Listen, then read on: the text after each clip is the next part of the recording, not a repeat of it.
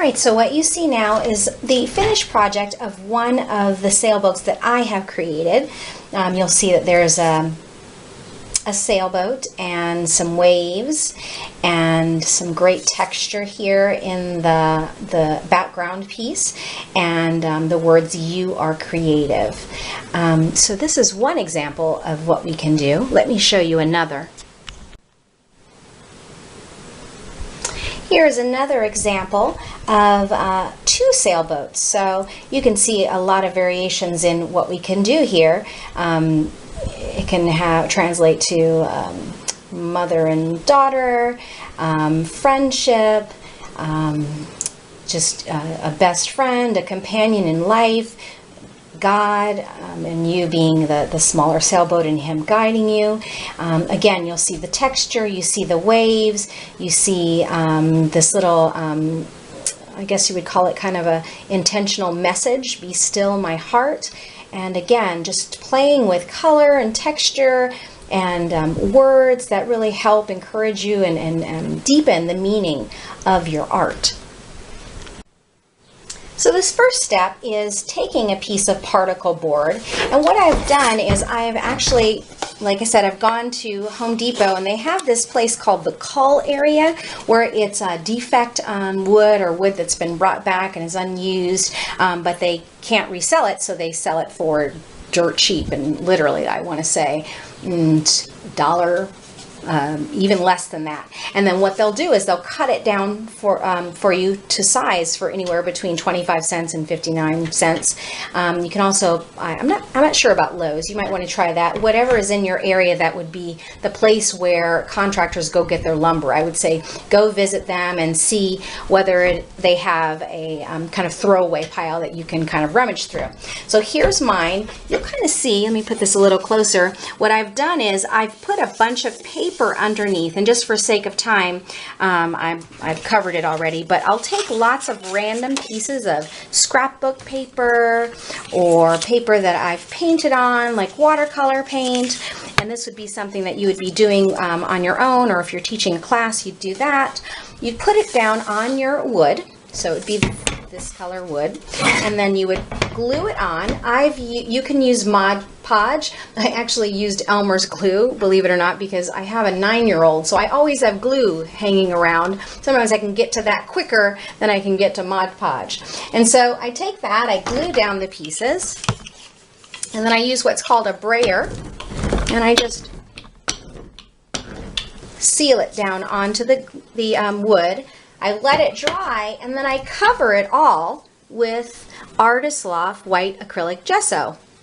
And then this is the texture effect.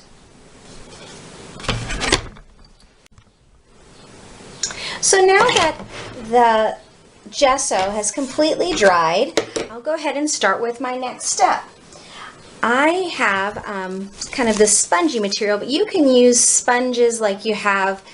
You get them, use them in your kitchen, and I'm going to start with painting the whole background. So I have my bowl of water and I have my sponge, and I have all these different types of color that I can use. So I'll squeeze some in my palette area. I am a very quick painter. I'm a mom and I work full-time, and so a lot of times I have to do my art kind of on the fly, which basically means about 15 or 20 minutes I have to get things done. So many times I don't take as good of a care as I should with my supplies. So there'll be times when you'll see me just taking the lid off of my paint and just throwing it on there. That's just a bad habit. You don't have to pick that one up. Okay, so I've wet my sponge, I've squeezed out the excess. I'm just going to take that paint and I'm just going to kind of place it on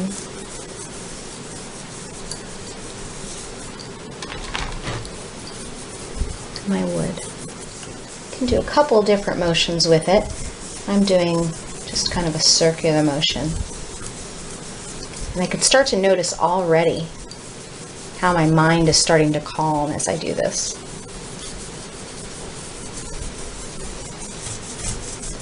Just watching the swirls as I'm moving. Titanium white.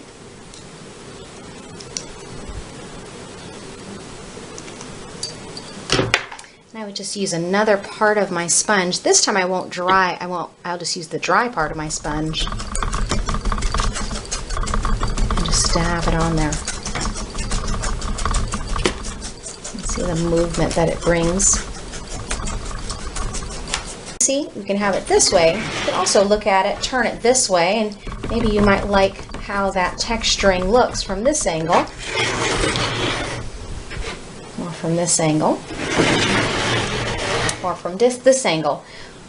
While I'm looking at this, I'm thinking about where my sailboats are going to be placed and where the waves are going to be. So my waves are going to be down here, so I'm going to be looking from about 2/3 of the way up to see if I like how that sky looks. Alright, so my next step, this is now completely dry and ready to get moving. I'm going to be talking about color mixing. So what I'll do first is I'll take my pencil and I'm going to do kind of a guide for where I want the waves to be. Now you can do them in a number of different ways. You can do it kind of in this zigzaggy motion, or you can do them more of like a scallop. Right? So it's up to you how you want to do it, and I would encourage you to have your students look at it and design it however they'd like. But I'd put 2 or 3 of them just so you have some different types of movement, because we're going to use 3 types of color mixing results, let's call it that, because many times we get a little bit afraid of mixing color because we just want to go straight with the green, straight with the yellow. We know what's going to happen, and this is how it's going to go down. And again, I find this another exercise in what life is like, which is the unexpected, right? So I have about 6 or 7 different colors to play with here. I would say have as many colors as you have available. Again, it doesn't really matter what colors you have. It's just the invitation to explore and to just be okay with whatever your color results are. So I'm going to start with one that's open. So let's try this. This is Artist Loft Brilliant Magenta. I'm going to squeeze some of that. And actually, I'm going to be kind of frugal here because I already have some blue there. So I'm going to mix it with the blue and see what color I get. Okay. So put that on my palette. I'm going to take my paintbrush, mix it together. You can mix as much or as little of it as possible. And then I'm just going to use that as my first in a series of 3 wave patterns that I'm going to paint.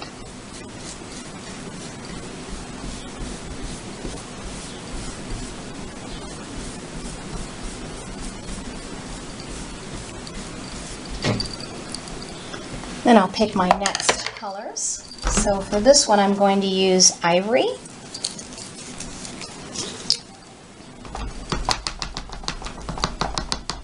And then maybe I'm going to use, I'm just using just a dab of it, so not too much. This one is Tropic Orange, Apple Barrel.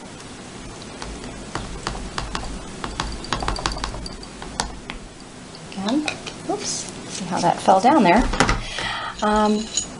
So I would just scoop that up, bring it into my mix. Almost like an orange sherbet color here. And I guess, by default, that is going to be what I put in this wave. Now, if you wanted to, because it's so wet, you could have easily picked up a paper towel and just wiped it off. But again, it's about really teaching yourself about life, right? Reminding yourself about life. No matter how controlled we want to be about how things are going, there's just this reality of there are things really out of our control.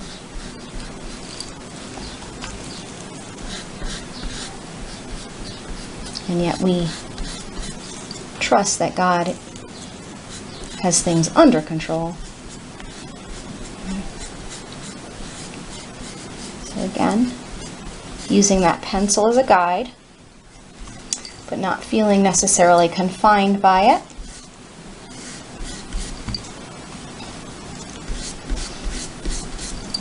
I think that's the beauty of having a more stylized project to do, is you let go of the perfection piece. Because we're keeping it pretty two-dimensional, and yet at the same time, we're feeling the benefits of making a path and making our own way and problem solving and having a beginning, middle, and end, which sometimes life does not give us, right? So again, I'm just coming up with just random colors to mix together, just to give you an example of what I'm doing, and you can feel free to use whatever colors you want to use on your own example, and then of course you invite your group to come up with their own ideas, right? So here's my pink and yellow concoction. So we're going to let that dry, and then we'll start working on the sailboats. All right, so this is the board all dry with the waves and the texture. And so now what we're going to do is we're going to start working with the scrapbook paper to start to create our sailboat.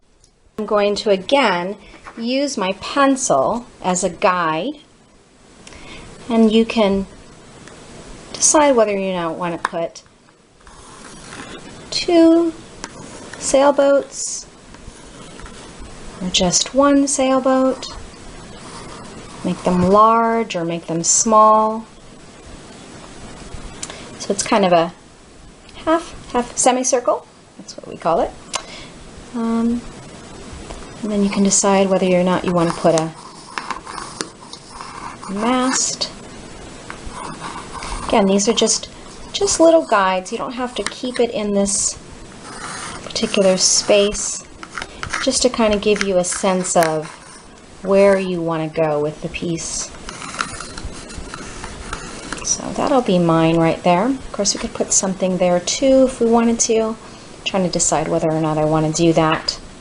Okay, so here's where we're at. We're going to go ahead and use the scrapbook paper.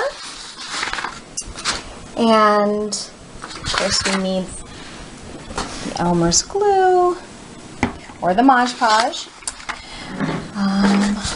We need scissors. And then we need a brayer, or it's escaping me what this is called. Also, I think it's called a scraper, or you can press down the scrapbook paper once you put it on the board so that it secures. Mod Podge is actually preferred for keeping that on there really securely. All right, so I've got a couple of different suggestions just to kind of mix it up. You can use all of this, the spaces for the boat, the sail, and the actual boat with scrapbook paper. You can also offer the option of maybe using some watercolor paints, and I have some really nice ones here. So I'm going to go ahead and actually use that as one of my options for the boat. So I'm choosing red, and I'm just going to start to paint right here on the smaller boat.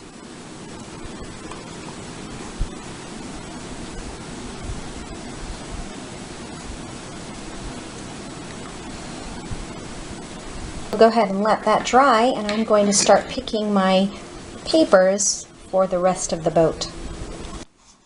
So I'm looking at my different papers, and the ones that I have chosen are this green kind of fleur-de-lis, and then this kind of vintage flower look. I like the feel of this. This is handmade paper, actually. looks like it has writing on it. It has a nice raised look to it, so I like the texture of that. I'm considering using this as well, possibly as one of the clouds in the sky, so I'll just leave that over here. Alright, so I have picked my papers. I've kind of cut, you know, a little triangle shape. And again, it doesn't really fit exactly the shape that I have here already, but I'm just going to set it there. And because it's pencil, I don't really have to worry so much about how it looks. It just kind of blends in when I put that paper there. Also on this sail, I cut it a little bit short and taller than what I originally drew. I'll just place that there. And then I just found this beautiful pink color that I'm just going to place on the end. It gives it just more of an interest to my boats. I'm going to go ahead and start gluing them on now. So once I've placed it where I want it to go, just take this brayer, just seal it in there.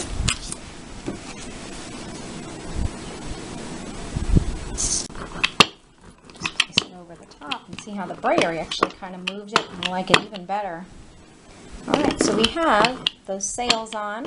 I have one of my boats taken care of. So finally I'm going to cut out my larger boat in that green color. So here's my boat right here. I'm going to glue that on now.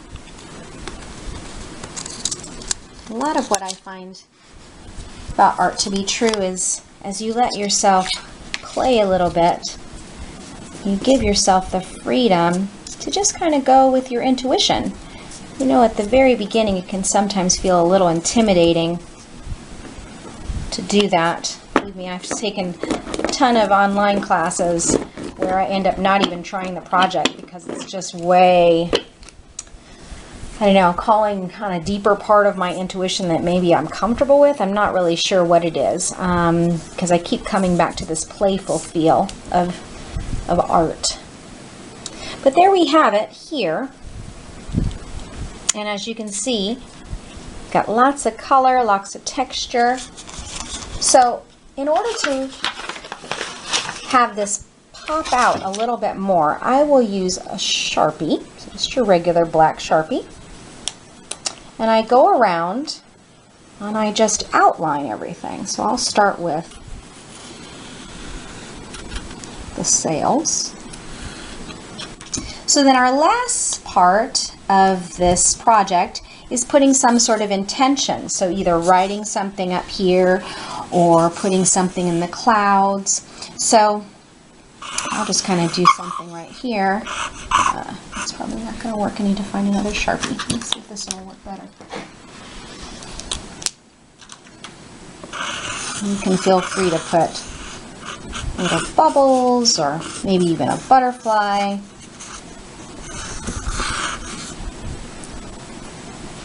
And then you write something in the bubbles, right?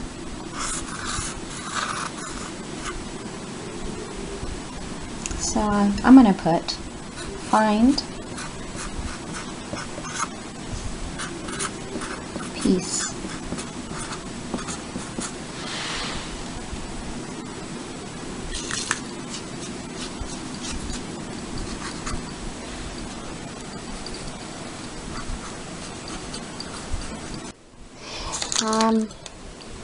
So your painting is completely dry. Sometimes this does change the texture of the piece a little bit, where it helps the colors to pop out from the wood. So I use this product called Liquitex. It's a gloss medium and varnish. I'll put this in the notes. And what you can do is you just put a little bit on